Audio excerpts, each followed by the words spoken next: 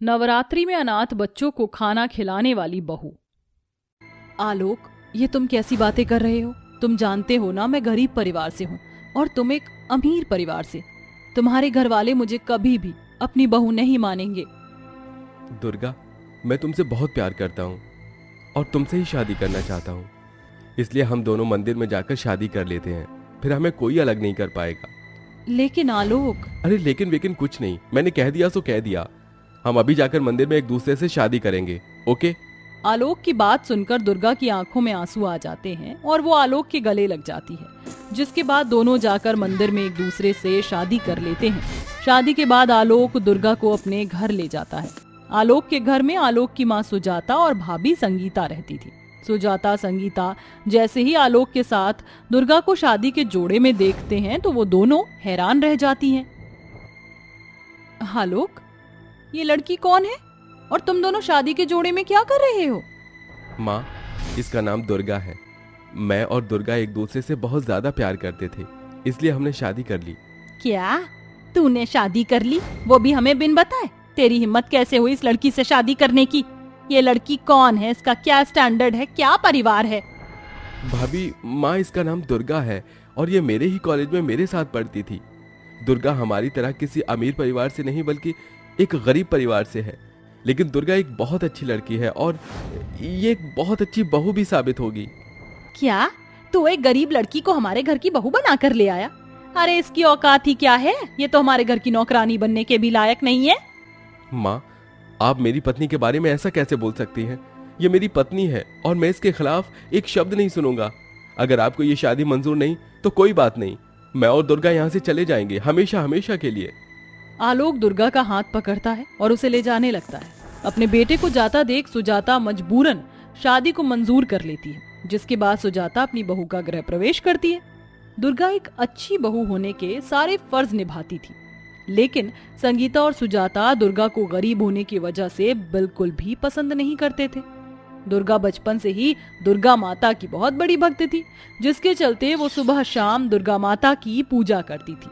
लेकिन ये चीज संगीता और सुजाता दोनों को ही नापसंद थी। तुझे पूजा करने के अलावा कोई काम है या नहीं? जब देखो पूजा करने में लगी रहती है। घर के इतने सारे काम पड़े हैं, झाड़ू पोछा बर्तन कपड़े साफ सफाई, ये सब कौन करेगा? तेरा बाप? भाभी, आप ऐसा क्यों कह रही हैं? मैं दुर्गा माता की बचपन से भक्त हूँ और एक दिन भी ऐसा नहीं गया जिस दिन मैंने उनकी पूजा नहीं की। वो मेरे लिए मेरी माँ समान है। बस मैं पूजा खत्म करके सारे काम करती हूँ। दुर्गा का जवाब सुनकर संगीता को बहुत गुस्सा आता है और वो उसके बाल पकड़कर उसे घसीटते हुए उठाती है। माँ जी, छोड़ दीजिए, मुझे बहुत दर्द हो रहा है। अभी तो बस तेरे बाल पकड़ के तुझे उठाया, अगर आइंदा हमारे किसी भी काम को मना किया या टाला तो तेरी जुबान खींचकर काट दूंगी, समझी? इतना कहकर सुजाता और संगीता वहां से चली जाती हैं। वहीं दूसरी तरफ दुर्गा रोती हुई घर का सारा काम करती है और दुर्गा माता को याद करती है। ऐसे ही समय गुजरता रहता है, लेकिन संगीता और सुजाता का अत्याचार दुर्गा पर से खत्म नहीं होता।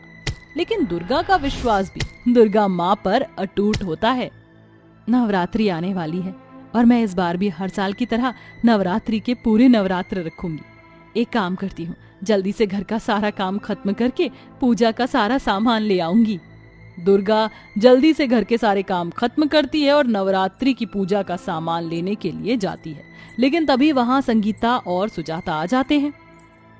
इतना बन-ठन के कहाँ जा रही है महारानी? खाना बन गया क्या? जी माँ जी, खाना बन गया है और मैंने घर का सारा काम भी कर दिया है। वो नवरात्रि आ रही है ना, तो मैं उसी की पूजा का सामान लेने जा रही थी। आप लोगों के लिए भी कुछ लाना है क्या? क्या नवरात्रि का सामान? इसके पैसे कौन देगा? तेरा बाप? हमारे पास इन फालतू सामानों के लिए पैसे नहीं है, समझी? भाभी, ऐसा मत बोलिए, वरना दुर्गा माता आपसे रुष्ट हो जाएंगी। बकवास बंद कर अपनी, समझी? वापस अंदर जाओ और हमारे लिए चाय बना कर ला। दुर्गा के पास पैसे नहीं थे, जिसके चलते वो नवरात्रि का सामान नहीं ला सकती थी। इसलिए दुर्गा किचन में जाकर रोते हुए चाय बनाने लगती है कि तभी दुर्गा को एक बूढ़ी औरत की आवाज आती है जो बाहर खाना मांग रही होती है, जिसे देखकर दुर्गा अपने हिस्से की रोटी ले जाकर उस बूढ़ी औरत को दे देती है। बिटिया, दुर्गा माता तेरा भला करे।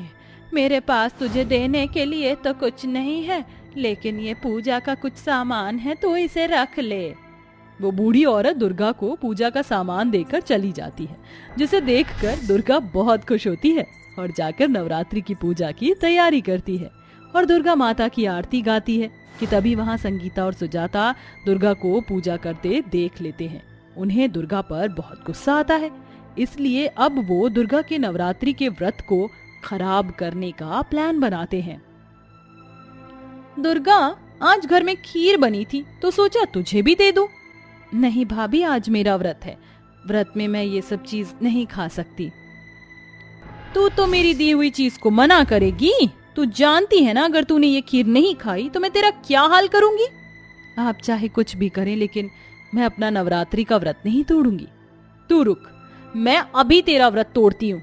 इतना कहकर संगीता जबरदस्ती दुर्गा को खीर खिलाने की कोशिश करती है। दुर्गा संगीता के सामने काफी रोती है, लेकिन संगीता दुर्गा को आखिरकार खीर खिला ही देती है, जिस वजह से दुर्गा रोते हुए दुर्गा माता की मूर्ति के सामने जाकर उनसे माफी मांगती है।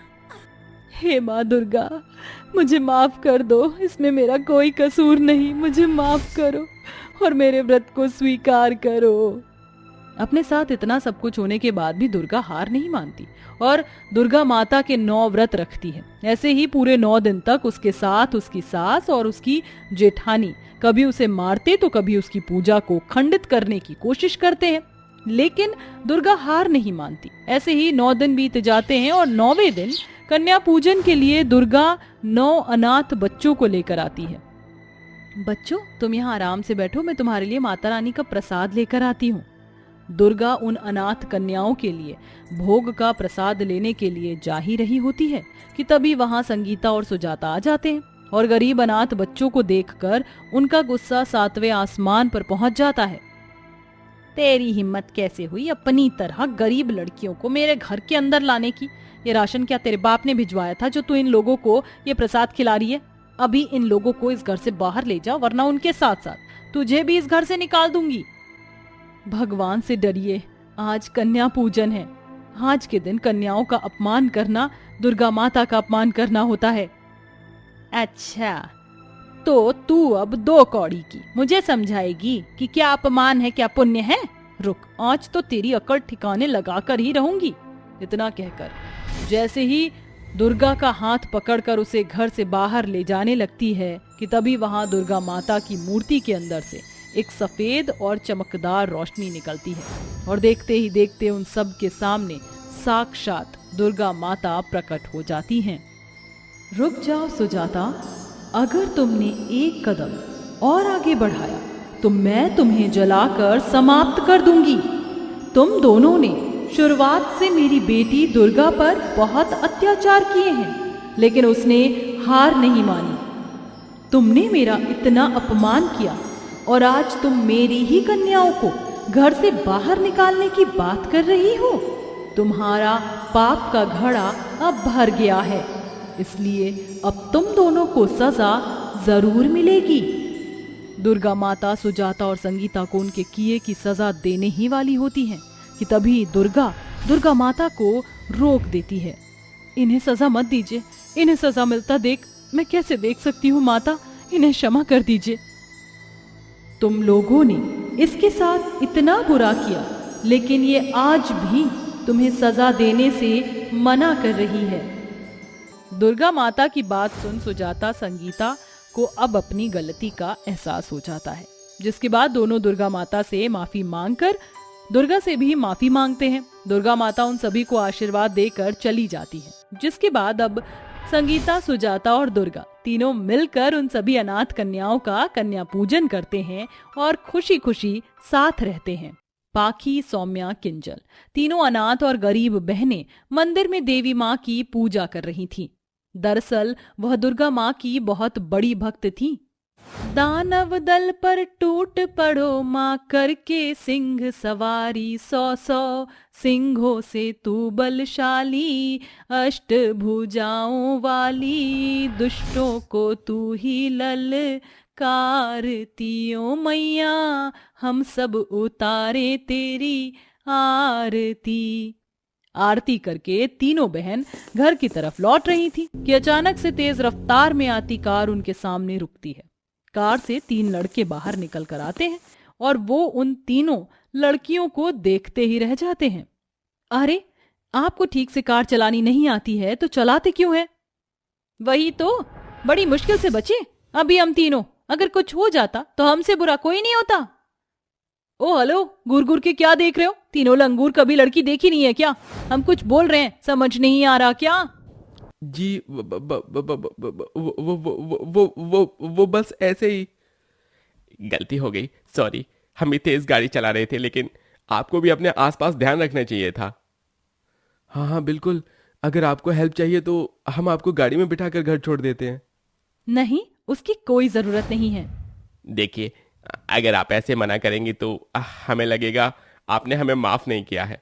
हम शरीफ लड़के हैं, आप कुछ गलत मत समझिए। ठीक है।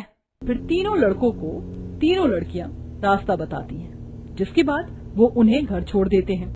2 दिन बाद उन लड़कों की मुलाकात लड़कियों से फिर से हो जाती है, जिससे धीरे धीरे उनकी बातचीत बढ़ती है और बात यहाँ तक पहुँच जाती है कि वो तीनों लड़के और लड़कियां एक दूसरे से प्यार करने लगते हैं और आखिरकार शादी कर लेते हैं। फिर तीनों भाई अपनी पत्नियों को लेकर घर पहुँचते हैं तो उनकी माँ सुमित्रा गुस्से से कहती है, ये सब क्या है? तुम तीनों ने मेरे बिना रजामंदी के अपनी पसंद की लड़कियों से शादी कैसे कर ली? और इनकी सूरत तो देखो, ऐसा लग रहा है जैसे सड़क से उठकर आई हूँ। वही तो भैया, इन तीनों लड़कियों में आपने ऐसा क्या देखा जो इन्हें इस घर की बहू बना लिया? पूजा, तुम इस तरह से अपनी भाभीियों की इंसल्ट नहीं कर सकती हो। माँ, हम तीनों अपनी पत्नियों से बहुत प्यार करते हैं और बेहतर होगा आप इन्हें अपनी बहू मान लें, वरना हम यहाँ से चले जाएंगे। देख रही है ना पूजा, तू कैसे तेरे तीनों भाई जिनको मैंने पाल पोस कर बड़ा किया, कैसे धमकी दे रहे हैं आज घर में रहने के लिए। ठीक है, मैं मजबूर माँ हूँ, रह लो तुम सब अपनी प्यारी पत्नियों के साथ, मैं क्या ही कह सकती हूँ। माँ जी, आशीर्वाद। दूर रहो तुम तीनों अभी मुझसे। मेरे बेटों को तो तुम तीनों ने मुझसे दूर कर लिया, चुन चुन कर बदला लूंगी मैं। फिर सुमित्रा दिल पर पत्थर रखकर उनका गृह प्रवेश कर देती है। अगले दिन तीनों बहू घर का काम करने लगती हैं तो सुमित्रा उनके काम में नुक्स निकाल कर कहती है, तुम तीनों को इस घर की बहू बनने का शौक था तो फिर ये क्या काम कर रही हो तुम? बाकी ऐसे सफाई होती है, यहाँ तो पानी पोछा लगाना भी नहीं आता। और तू सौम्या, खाना ऐसे बनाते हैं, नमक तो नहीं लगा मुझे? ओ छोटी वाली बहन किंजल, ये इतनी धूल जम रही है, यहाँ पर कौन साफ करेगा? तुम हो ही गरीब कहीं की, आ गई मेरे बेटे के नसीब में। अच्छे से सफाई करो। जी माँ जी। तभी सास की डांट सुनकर तीनों बहू अच्छे से काम करती हैं। दिन गुजरते हैं, फिर सुमित्रा ही नहीं, नंद भी अपनी माँ के साथ मिलकर अपनी तीनों मासूम भाभियों को परेशान करती थी। बार बार घर का काम करवाती थी, कभी ढेर सारे कपड़े धुलवाया करती थी। इस बीच तीनों बहू प्रेग्नेंट हो जाती हैं, लेकिन सास और नंद बिल्कुल खुश नहीं होती हैं। ओहो माँ, इतने महीने से हम तीनों को परेशान कर रहे हैं, लेकिन ये घर से जाने का नाम नहीं ले रही। अब तो इनके सपूत भी आने वाले हैं। मैं नहीं चाहती इन मनहूस लड़कियों को पूरा लाइसेंस मिल जाए कि इस घर में रहने के लिए, इसलिए इनके बच्चों को ही गिरा देते हैं। भर भर के भारी काम करवा इन तीनों से। हाँ माँ। अरे तुम तीनों कहाँ हो, जरा इधर आओ। जी माँ जी, मुझे अपने कमरे का सेटअप अच्छा नहीं लग रहा है, तो पलंग इधर कर दो, अलमारी उधर, खिसका दो तीनों मिलकर, और टेबल भी इधर उधर कर देना, जम नहीं रहा है जब तक हम दोनों बाजार जा रहे हैं। जी माँ जी, पर ये भारी होगा, हम तीनों कैसे करेंगे? ज्यादा नाजुक कली बनने की जरूरत नहीं है।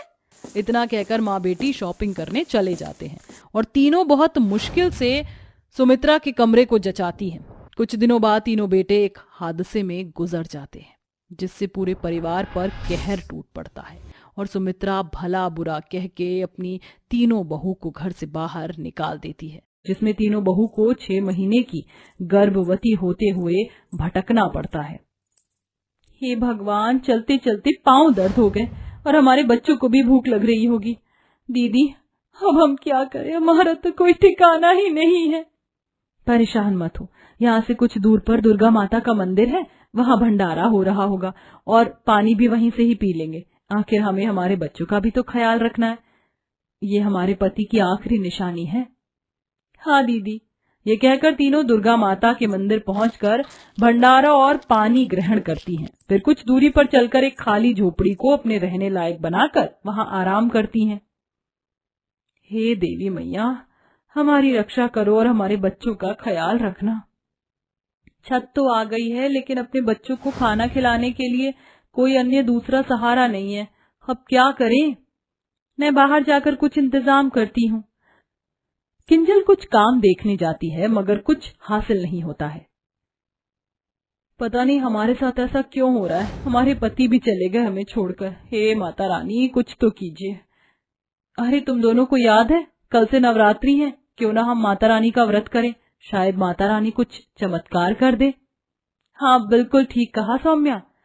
तीनों भूखी गर्भवती बहनें अगले दिन बड़ी श्रद्धा से दुर्गा माता की मिट्टी की मूर्त बनाकर उनकी पूजा करती हैं। नवरात्रि के दूसरे दिन ही एक बूढ़ी औरत उनके घर जाकर कहती है, बेटी, मेरे पास रहने का कोई ठिकाना नहीं है, क्या मैं तुम्हारे साथ यहाँ रह सकती हूँ? जी माँ जी, आइए, हमारे पास खाने के लिए कुछ भी नहीं है। उसकी चिंता तुम मत करो, मेरे पास कुछ सामान है। फिर बूढ़ी औरत अपने थैले से कुछ फल निकाल कर उन्हें खिला देती है और नवरात्रि के 9 दिन तक उनके साथ रहती है, ख्याल रखती है और अपने हाथ से व्रत का खाना बनाकर भी खिलाती। फिर एक दिन तीनों की आंखों से आंसू आ जाते हैं। क्या हुआ बेटी, तुम तीनों की आंखों में आंसू क्यों हैं? मुझसे कुछ भूल हुई? अरे नहीं नहीं माँ जी, इतने प्यार से ना हमारी माँ ने कभी हमें खिलाया, ना सास ने। हम अनाथ बहनें हैं ना, तो शायद आज हमें माँ का प्यार महसूस हुआ आपसे, इसलिए आंखों में आंसू आ गए। हाँ माँ जी, आप आ गई हैं तो लगा है कि कोई अपना है और आपने हमारा कितना ख्याल रखा, उसके लिए शुक्रिया। तो क्या हुआ, मेरा भी कोई नहीं है, तुम मेरी बेटी समान ही हो, मैं हूं तुम्हारे पास। कुछ महीनों बाद तीनों के पेट में अचानक से दर्द होने लगता है। तभी वह बूढ़ी माँ दुर्गा माँ के रूप में दर्शन देती हैं और उनके दाएं हाथ से तीनों के पेट पर रोशनी पड़ती है, जिससे उन तीनों की संतान उनकी गोद में आ जाती है और तीनों दुर्गा माँ से कहती हैं, दुर्गा माँ, इतने समय से आप हमारे साथ ही थी, आपने हमारा ख्याल रखा, हमें तो यकीन ही नहीं हो रहा। दुर्गा माँ, आपके हाथ से खाना खाकर, आपके दर्शन पाकर हम धन्य हो गए। हमारी संतान बहुत भाग्यशाली है कि वो आपसे जन्मी है। आपको कोटि कोटि नमन दुर्गा माँ। मेरी प्यारी पुत्रियों, मैं हमेशा से ही तुम्हारी सेवा भक्ति से अत्यंत प्रसन्न रही हूँ और तुम्हें ऐसे कष्ट में नहीं देख सकती थी, इसीलिए तुम्हारा स्वयं ख्याल रखने चली आई। मैं तुम्हें वरदान देती हूँ कि कभी किसी चीज की तकलीफ नहीं होगी, सदा खुश रहोगी और तुम्हारी संतान भी स्वस्थ रहेगी। दुर्गा माँ के इतना कहते ही वो अंतर्ध्यान हो जाती हैं और उनकी झोपड़ी एक अच्छे घर और जरूरत के सामान और पैसों में तब्दील हो जाती है। इसके बाद तीनों माता रानी को नमन करके एक साथ खुशी खुशी अपने बच्चों के साथ रहती हैं।